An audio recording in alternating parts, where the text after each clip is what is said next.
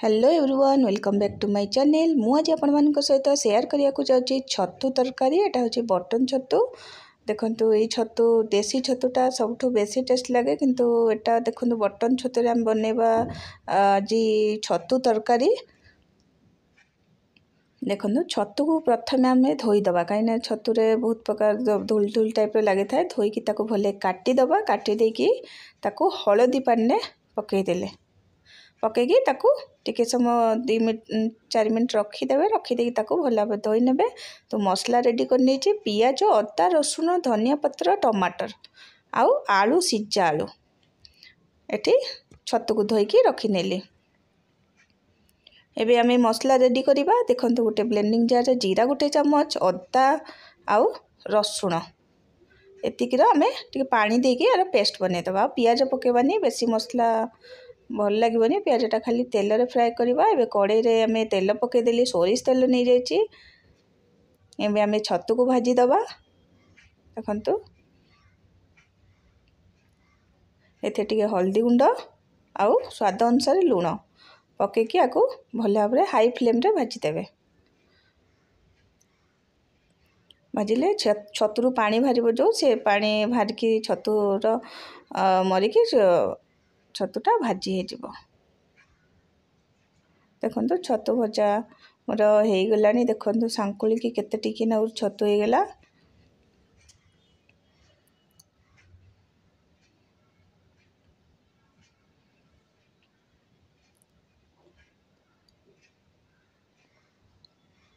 देखो छतु भजा ए पूरा रेडी। आपको गोटे प्लेट को काटदबा। एबे से कड़ाई टे तेल नहीं से पियाज पकईदबा।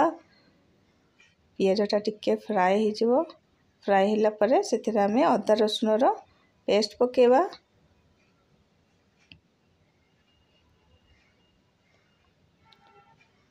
एबे एथिरे काटिक रखिथिबा टमाटर पकईदबा।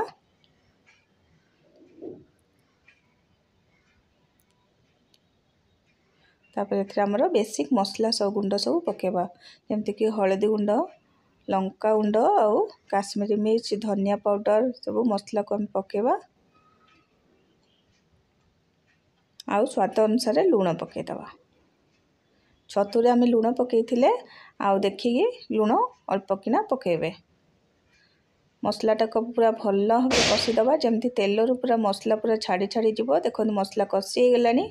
आलू को सिझा आलू को काटी देछि आउ छतु भजा सब पकईकी ताकू भल भाव मिक्स करदबा।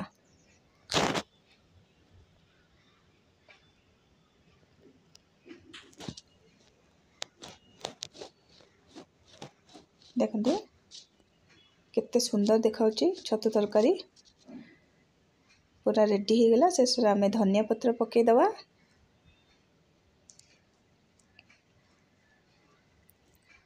छतु तरकारी पूरा रेडी। गरमा गरम छतु आलू तरकारी बहुत बढ़िया टेस्टी लगे। गरम भात रुटी सबुथ बढ़िया लगे। पूरा सिंपल स्टाइल छतु तरकारी बहुत बढ़िया टेस्टी भी लगे। एमती अल्प झोल करेंगे एमती माख माख करेंगे। चलते प्लेट को बाहर करदबा। देखो छतु तरकारी पूरा रेडी केते यम यम देखाउची। जो माने जानि नांती एमती छतु तरकारी एमती बनेकी खाइबे बहुत सिंपल स्टाइल पूरा बढ़िया से बनेकी खाइबे बहुत बढ़िया लगे। आ रेसिपीटी जब भल लगी था लाइक कमेंट सब्सक्राइब करा जमा भूलबेनी। एमती छतु आलू तरकारी बनेकी निहाती भाव खाइबे बहुत बढ़िया लगे। रही जय जगन्नाथ जय मां मंगला।